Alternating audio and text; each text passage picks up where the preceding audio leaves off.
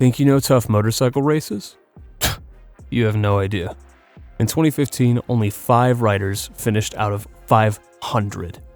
5. That's how brutal this race is. The mountain defeated doctors, lawyers, factory stars, and world champions. It doesn't matter if you're a rookie or a legend. It only respects pure, unadulterated will. This is the race where winners help their rivals up impossible climbs, where the prize isn't a check, but a piece of rock, and where, every year, thousands of people travel to a small Austrian town just to witness the spectacle of human struggle. This is the story of the Erzbergrodeo, a race that was never supposed to be possible.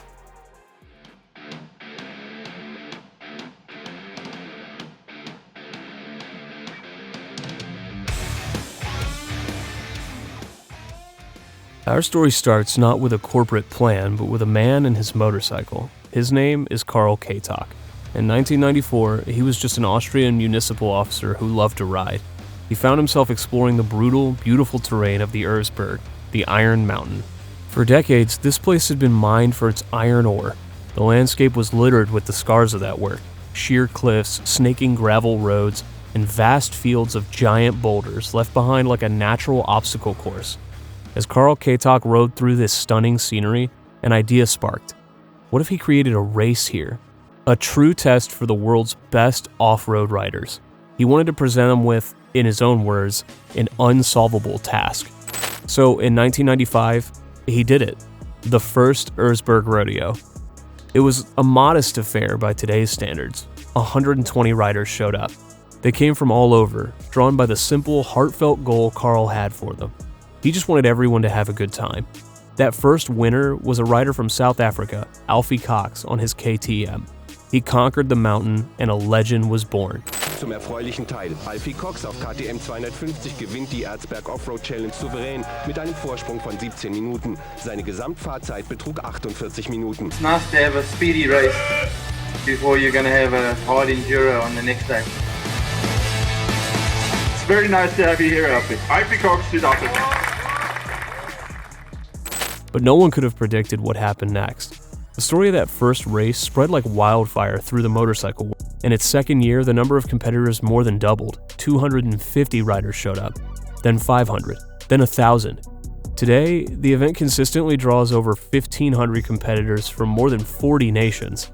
They're joined by tens of thousands of spectators who turn the base of the mountain into a 4-day festival of extreme sport. Karl Katok's ride in the woods had created a monster. A beautiful, brutal, economic force for the entire Eisenerz region. To understand how that monster devours nearly every rider it meets, you have to see how the race actually works. So, what makes this race so impossible? Why do over 97% of the riders fail? It starts with a brutal selection process. The journey to the main event is a gauntlet in itself.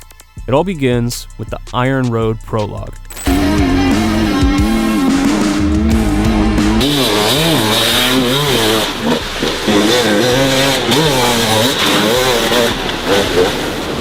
Held on Friday and Saturday, this is a high-speed dash, a 13-kilometer blast up a gravel road that snakes toward the summit of the Iron Giant. This isn't the technical nightmare of the main race. This is a flat-out speed test, and it's the only way you earn your ticket to the big show. The top 500 riders from the 1,500 entrants qualify. Everyone else goes home. The prologue is a wild, diverse event. You'll see everything from full race bikes to scooters and even quads, racing against the clock and gravity alike. They're all dispatched at 20-second intervals, creating a constant, roaring procession towards the summit. The pressure is immense. One mistake, one slow section, and your dream of racing on Sunday is over. But before the prologue even begins, the party starts on Thursday with a side event called the Rocket Ride. Introduced in 2009, this is a pure spectacle. Over 300 riders attempt to conquer a massive 4-story tall steep section of the mountain. The goal is simple: hold the throttle wide open and get to the top the fastest. The top 48 qualifiers then face off in a knockout system. It's a good, short, explosive burst of exactly the kind of challenge that defines Erzberg.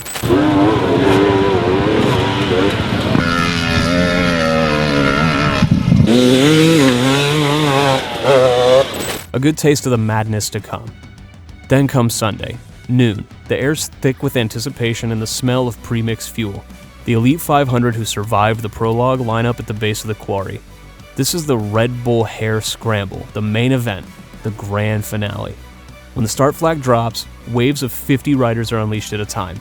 The front row, earned by the fastest prologue times, is the most coveted piece of real estate in motorcycle racing. It's Chris Gunderman.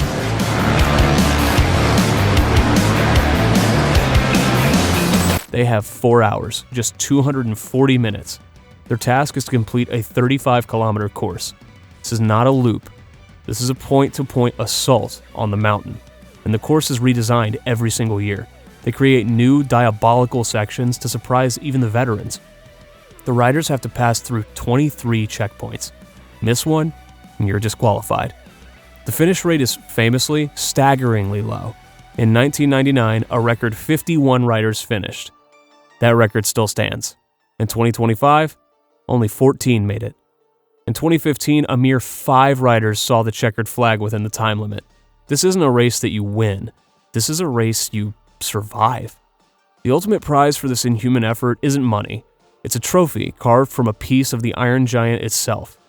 A rock. A symbol of the willpower it takes to conquer the unconquerable. You're probably asking, what could possibly be that difficult? Let's talk about the terrain. Erzberg isn't a natural mountain trail. It's an active iron ore quarry. The ground is loose, sharp, and unpredictable.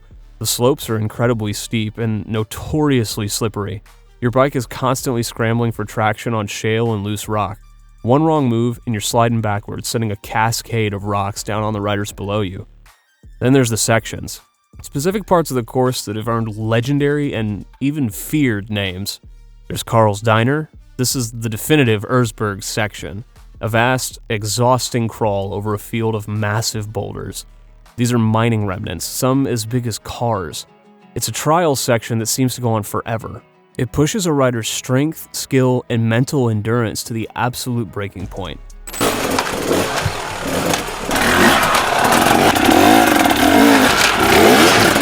There's Dynamite, a steep, explosive climb that demands perfect precision and power.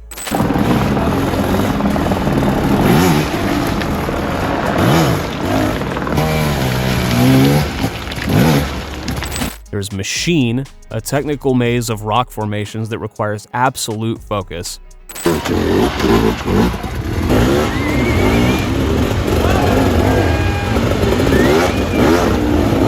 And there's the Bathtub. Located at a huge ore washing basin, this involves a near vertical descent, followed by an equally steep, muddy climb out. In 2015, they introduced a new section called Downtown. It was designed to be impassable. It forced riders down into a deep ravine.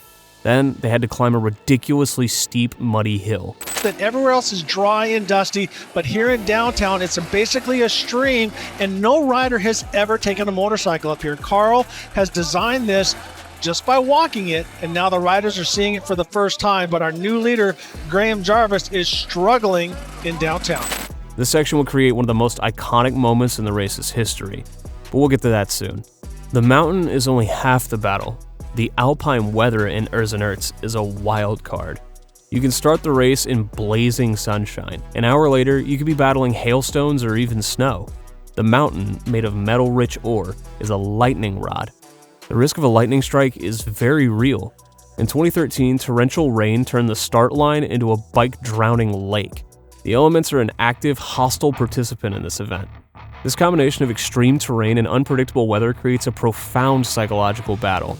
Mental fortitude becomes as important as physical skill. You're exhausted. You're battered. You know the statistics. You know that most of you won't make it. Pushing through that doubt, staying calm when your bike is stuck on a rock, and maintaining focus for 4 hours is what separates the finishers from the rest. The rider at Erzberg is a different breed. This is not a sport for specialists. It demands a complete athlete. Physically, you need the cardiovascular endurance of a marathon runner. You need the raw strength of a weightlifter to manhandle a 230-pound bike over obstacles. You need the balance and precision of a trials rider to pick your way through rock gardens. And you need the agility to jump on and off the bike dozens of times, but muscles alone don't win here. Mindset does. This race is a psychological marathon. You have to push through pain. You have to stay calm under extreme pressure. You have to make split-second decisions while your body is screaming at you to stop. The interdependency of mind and body is absolute. One can't succeed without the other. The bikes at Erzberg aren't stock motocross machines. They're built for punishment. Stripped down, re-geared, and tuned for torque, not speed. Suspension is softer and more forgiving, built to find traction through rocks and roots instead of soaking up triples. Soft compound tires claw for grip, usually stuffed with mousses because tubes wouldn't last a mile. Everything on these bikes has one job: survive the mountain. The engines are tuned for low-end torque and control, not top speed. The most common bikes you'll see battling the Iron Giant are two-strokes like the KTM 300 XCW and the Husqvarna TE 300. Their lightweight and aggressive power delivery are ideal for the steep, technical climbs. The constant innovation driven by Erzberg's demands has pushed manufacturers to build tougher, more capable machines, benefiting the entire sport. Preparation for this race is a year-round obsession. Riders train by simulating race conditions, long-distance running and cycling for cardio, intense strength training for the core, legs, and arms. Many practice on trials bikes to hone their balance and technical skills, but beyond the physical, they train their minds. They develop strategies for maintaining focus, for pushing through the wall of fatigue. They know that at Erzberg, the race is won or lost between the ears. Over 3 decades, the Erzbergrodeo has created its own pantheon of gods, riders who've tamed the Iron Giant not once, but multiple times. In the early years, German rider Christian Pfeiffer set a high bar. Christian Pfeiffer stürmt in Rekordzeit die 12 Kontrollstempel und gibt ihm...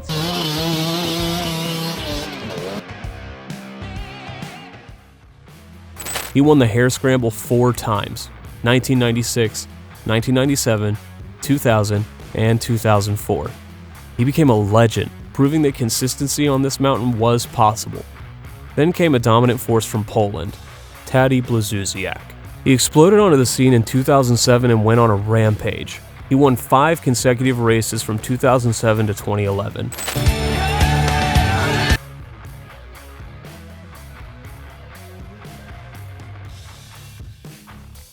Triumphe, als ob die Semmel fährt. His calm demeanor and sheer skill made him nearly unbeatable. He became synonymous with Erzberg excellence. The United Kingdom produced its own heroes. David Knight won back-to-back in 2005 and 2006. When Knight's dominance faded, a new chapter began, ushering in the era of Graham Jarvis and Johnny Walker. Jarvis, a master of technical terrain, would eventually tie Taddy's record with 5 wins of his own.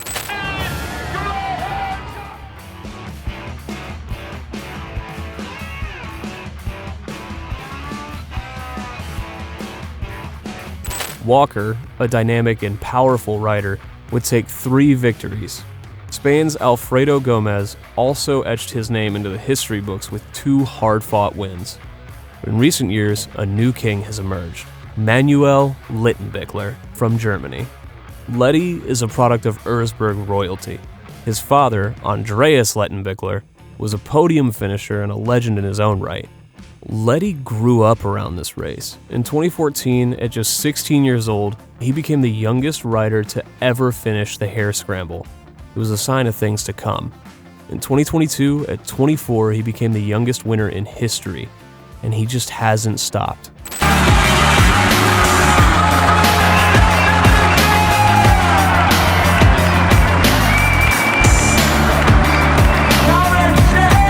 He won again in 2023, 2024, and 2025. 4 consecutive victories, establishing a dominance we haven't seen since the days of Tadej Błaszczyk. His story represents the evolution of the sport, a new generation raised on extreme enduro, pushing the limits of what's possible on a dirt bike. KTM has been the most successful manufacturer by a huge margin, with over 20 victories. Their orange machines have become a constant on the Erzberg podium. Some races are defined by a single winner. Others are defined by a moment that captures the spirit of the entire sport. The 2015 Hare Scramble gave us one of those moments. Remember that new section I mentioned downtown? The impassable hill? The race had taken a dramatic turn. Johnny Walker was leading, looking strong, but then, disaster. His bike's radiator was damaged. It started overheating, costing him precious time and power. Graham Jarvis passed him, then Alfredo Gomez passed him. Walker was stuck, letting his bike cool down, his chances of victory slipping away. A dejected Johnny Walker watched on helplessly. By the time Walker got moving again, he arrived at the base of the new downtown section. And who did he find there? Graham Jarvis and Alfredo Gomez. They were also stuck. The hill was brutally steep, slick with mud, and almost impossible to climb. Shortly after, Andreas Lettenbichler arrived. The four of them, four of the best riders in the world, were all defeated by this one hill. But then, something amazing happened. Instead of fighting each other, they started working together.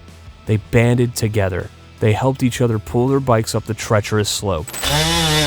They are helping each other out, this unseen terrain. One rider would claw his way up a few feet, then turn around to help the next. It was a display of pure sportsmanship, a moment where the shared struggle outweighed the individual competition. After a monumental effort, all four riders reached the top, but they only had about 20 minutes left to finish the race. They rode the final sections together, coasting across the finish line in quick succession to share the podium.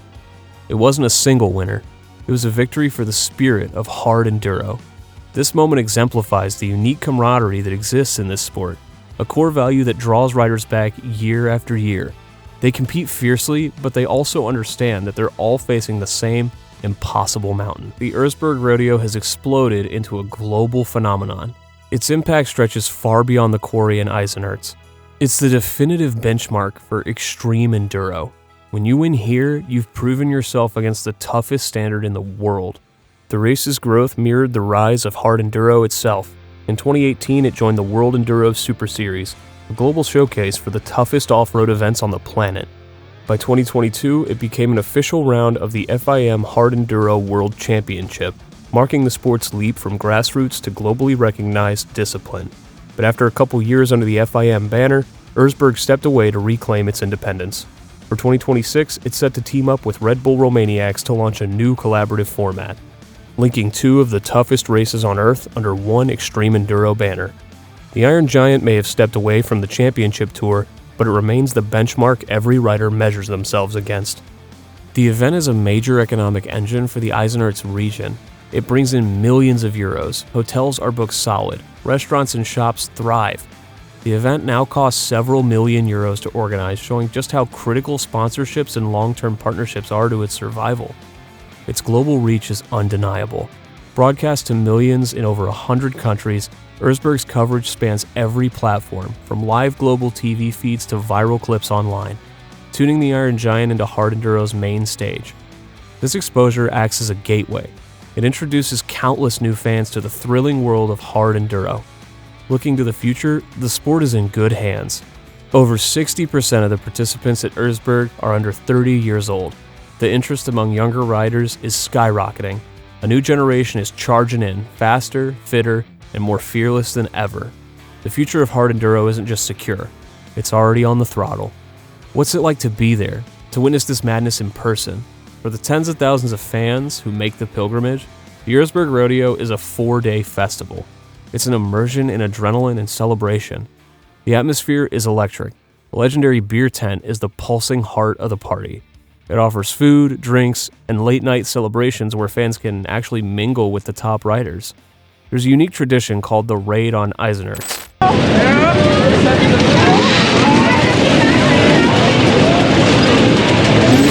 On Saturday evening, thousands of dirt bikes parade into the host town. The riders and fans party with the locals, turning the streets into a massive, roaring block party. There are side events like freestyle motocross shows. There are even jet ski freestyle displays on the lake at the base of the mountain. For spectators, the access is unparalleled. You can walk through the pro pit area and rider village. You can see the teams working frantically to prepare the bikes. You can see the unique camping culture with impromptu hot tubs and mini beer tents set up by fans. The event is designed for spectators. Free shuttle buses transport you to the best viewing points around the mountain. You can stand at the Erzbergrodeo Arena at the foot of the mountain with grandstands and giant video walls. Or you can hike to spots with names like the Brecker, the Bohrerschmiede, or the Wasserleitung. These are eye-popping parts of the track where you can watch the world's best riders battle for position on near impossible climbs. For a truly unique view, you can take a helicopter ride over the mining area. Or you can take a tour on one of the massive 860 horsepower mining trucks. You get an up-close look at the industrial landscape that creates this unique challenge. The local cuisine is hearty: pizza, pretzels, and plenty of beer. You have to be ready for the weather. It can be sunny and hot one minute and cold with hail the next. But that's all part of the experience, the shared struggle in the beer tent, the collective gasp when a rider conquers a difficult section. It creates a sense of community, a shared pilgrimage for everyone who loves this sport. For 30 years, the Iron Giant has stood as the ultimate test. It's humbled the proud, it's broken the strong, and it's forged legends. The race has evolved from Carl Katok's simple ride into a cornerstone of world motorsport, but its soul remains the same. It's still about that unsolvable task. It's still about the raw, unscripted battle between human spirit and an unforgiving mountain. The multi-stage format ensures only the most complete riders even get a chance. The lack of prize money means the motivation is pure. Riders aren't here for a paycheck. They come for the rock, for the myth, to find out if they still have what it takes. The consistently low finish rate transforms simply completing the race into a mythical achievement. It's a badge of honor that very few can claim. This pursuit of personal accomplishment, more than any trophy, is what defines the Erzbergrodeo, and it's why riders come back year after year. The Red Bull Erzbergrodeo is more than a race. It's a festival, a benchmark, a legend. It's the story of a mountain that dares you to conquer it, and the men and women who are crazy enough to try. From Alfie Cox in 1995 to Manuel Lettenbichler in 2025, the story continues. New chapters are written every year, new legends are born, new riders arrive, looking up at the Iron Giant, wondering if they have what it takes. What do you think? Does this sound like the toughest race on the planet to you? Who's your favorite Erzberg legend? Let us know in the comments below. Watch the next one. It's another story of chaos, courage, and the will to keep going when everyone else quits. Thanks for watching, and stay wicked.